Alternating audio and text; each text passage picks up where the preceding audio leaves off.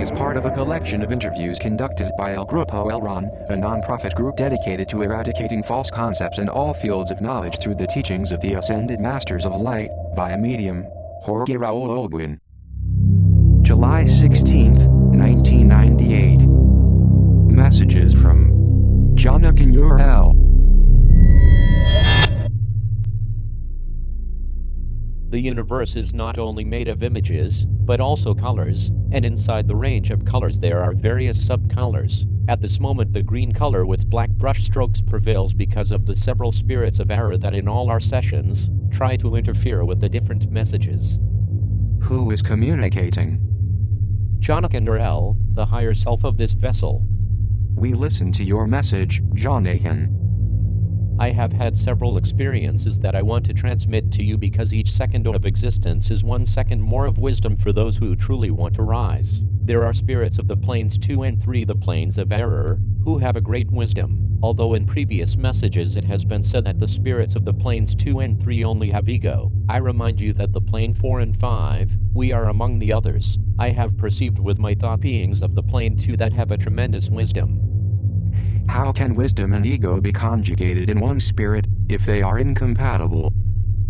Perhaps they are not compatible, but both can be in one vessel. I will give you an example. In the plane 1, the physical plane, you take a glass and if you pour in a half of water, half of oil and you shake it, that liquid will be a heterogeneous mixture and later on the oil will float over the water, but both will be contained inside that glass, wisdom and ego together. They will never mix, because ego looks for prominence and wisdom looks for service, which is precisely the opposite. And I said this when I explained what happened in the Last Supper, when the Master asked us, who was the greatest? The elders, imbued in ego, jumped up and said, we are the greatest, us here who are seated at this table, and Jesus told them, no, it is not like that. I won't show you with words, but with actions. Subsequently, he took me and told me, take out your sandals that I will wash your feet. I tried timidly to refuse, but the Master's firmness moved me and at the same time somehow frightened me. Then I cleaned the mud of my feet with my clothes very superficially, and next the Master washed me and later on he gave me a kiss on my feet. I felt a current of subtle vibration all over my body and an immense impersonal love in that moment. Then he continued with Peter that stared at me with blazing eyes, and I saw Peter's thought, how did this boy allow the Master to wash his feet? Obviously, Peter refused as well and the Master told him the well-known phrase, then, you have no part with me. Peter said to him, as we already know, Lord, not only my feet, but also my hands and my head, the body, everything, in that case, but that was the second time the Master insisted because Peter refused 2 times. Once he had finished with the 12, he asked, do you know what I have done to you? We all kept silent and then Jesus said, I served you. Don't you consider me your teacher? Of course, we responded, don't you consider me as the most important? Yes, we all responded simultaneously, but not because I am actually, but because I have a little bit more of mission to accomplish. The Master didn't feel important for the fact of being important, because he lacked of ego, and he still lacks of ego today, in the plane 5.9, but rather his mission was important, and we ratified it by saying yes. Then he said, and however I have served you. What the Master Jesus wanted to show us was the true importance of service and that the greatest is the one that opens the door, not the one who is seated at the table. When everybody understands that the true fraternity will come. Moving on to another topic, I inform you that my vessel has channeled a loving spirit of the plane 2. It's a spirit that has committed suicide in December of the year 1997. When did he channel it? Today, in a session, and that spirit has expressed, with resentment, quarrel, and hatred. But the most important thing is that the spirit had enough wisdom to realize that it needed time to reflect and learn how to forgive, and for that reason it avoided the other spirits of the plane 2 in order to be able to reflect in solitude. What happens to a person that commits suicide? I mean to a person who commits suicide unjustifiably. I suppose that there might be some who can be justified. Every incarnated being that commits an act of violence by which the person disembodies, whether another person or the same person, generates an enormous karma. It's an enormous lesson, the one that the spirit has to learn. Anyway, even existing an evaluation, that spirit will never go to a mastery plane and even less to a plane of light 5, for the simple reason that the ego with which that spirit disincarnated works like a ballast that prevents to reach the planes of light. Let us remember that the Absolute doesn't reward or punish. We vibrate more subtly or we vibrate more slowly according to our actions. I will ask you a concrete question. If a person will be murdered in 10 seconds and that person before they kill him commits suicide, would that person be condemnable even in that case? Even in that case, because that person will drag fears, different engrams, and that person will disembody with different problems, and that spirit will have doubts, resentment, conscious or unconscious. Automatically, that resentment, those fears, those doubts will anchor that spirit in the planes of error. Concretely, nobody can take his own life in any kind of circumstances, no matter if there is an evaluation, and suicide is always a negative fact. Is this the conclusion? Correct, that is the conclusion. How should we interpret euthanasia, that is to say, killing somebody for pity? The practice of euthanasia is another different issue, and it would be necessary to analyze case by case. Anyway, it depends on the sick person's suffering and the karma that that incarnated being has, that is to say, the lesson that the person has to learn in that so painful circumstance of his or her life. There are people who, with the desire of being altruistic, take the life from another person who is suffering in the plane 1, and believing that they are doing a good deed, they are preventing that person learns his or her lesson. That lesson can be learned in 1 hour, in 1 week, in 1 month, or in 1 year. Then, each case is different. Therefore, I cannot give at this time a right diagnosis about in which case it is guessed right and in which case the practice of euthanasia is wrong. Definitely, and above all things, that should be God's will, not ours.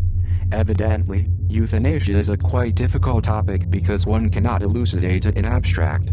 Correct. I want to continue referring to the spirit of the plane 2 that committed suicide, because it is very important. In many previous messages, entities of light have seemed like sectarian, and I say this with all love for my brothers because we always, and I underline we, because we have always spoken about the spirits of error as self-centered, arrogant, and pedantic, and we have never said that they are wise. For that reason I gave the example of the glass. In one glass, without mixing, water and oil, wisdom and ego can coexist. The wisdom of this being that begins shining with a small light, said, I want to learn how to forgive. Having the will of wanting to learn how to forgive is very important. The spirit completed by saying, I want to learn how to forgive myself. That is more important, because as well as the Absolute is the only one that can judge us, all the spirits of light and those that don't belong to the light should not judge anybody. We should not judge ourselves either. I want to make that clear. How is that issue that we should not judge ourselves? I don't understand it.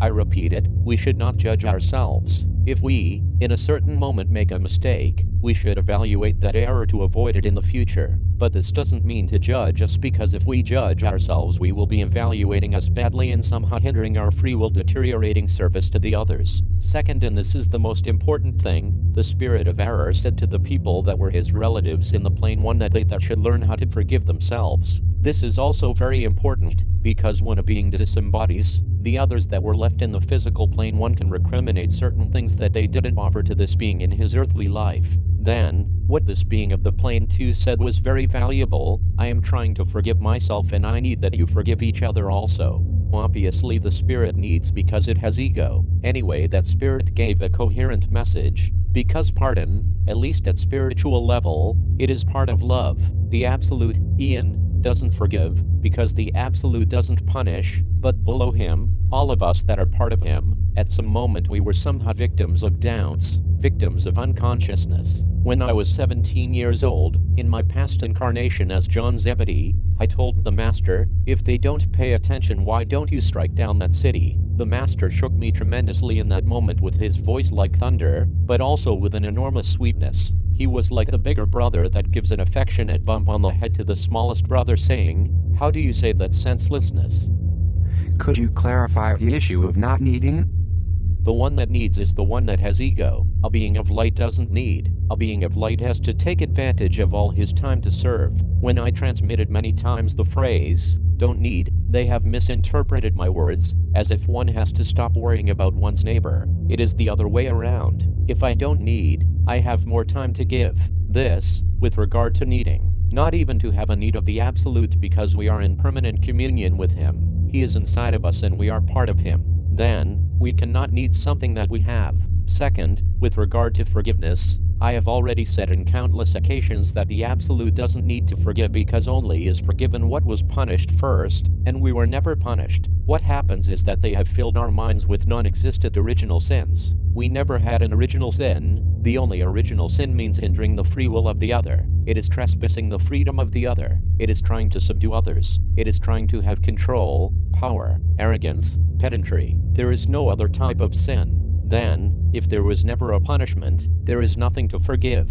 We, as spirits, change vibration according to our behavior, according to our actions, according to our deeds. Then, we ascend or we lower a vibration according to our selfishness or according to our altruism. The Absolute is manifested in us, as a witness, and if somehow he wants that we evolve toward him having created us, in a certain moment, in the eons, we will end up being in union with him. We will be combined in an eternal orgasm of light, if you understand what I mean, and we won't lose our identities. We will continue being spirits, to enjoy that sea of love inside the Absolute, until finally all of us are one. There, we will lose our identities and we all will be God and not part of him as we are now. That moment is when the physical universe ends with the big crunch. Then, once again another Big Bang will take place and a new awakening, and it will be a new creation. But this is another topic. Regrettably, and I say this with the utmost respect, in this planet, for many years bad interpretations of several religions have deviated the path of light. I emphasize the phrase with the utmost respect because it is always necessary to respect the opinion of the others, because otherwise it would not be open-mindedness, but prejudice. Even the smallest opinion is respected of all the living beings in all the planes, even in the planes of error. I also emphasize that the religion that has been formed from my master was one of the bloodiest. I also want to highlight that as much my family, in my past incarnation as John Zebedee, as my master's family, we belonged to a religion that worshipped, respected and feared a God that was not the Absolute, Ian, but an Elo, Yahweh, that is to say a minor god of the plane 8. Yahweh was a minor god that was invaded by anger, wrath, doubts. Any spirit with a wise reasoning, for this, I am weighing my words, separates perfectly to that minor god from the Absolute, Ian, the loving Father that the Master Jesus revealed to us. How could a thing like that happen? My question aims to determine of who initiated the error or this confusion. The same Yahweh, because he communicated telepathically with Moses. Let us remember that Yahweh descended from its 8th plane to the plane 4 to be able to communicate with Moses and Aaron, and he said, I am who I am. For that reason, somehow, for orientation more than direction, they have evaluated and they have allowed me, and they have given me the honor 9 years ago to this part of having the direction of the violet ray instead of my brother Saint Germain. Was that a normal transference or was there some special issue with Saint Germain? It was as a consequence of a deviation of his writings, because Saint Germain spoke permanently about the I am and many incarnated people, not understanding the message. They have spoken of an arrogant I am fomenting in this way the ego. Do you understand me? Very clearly.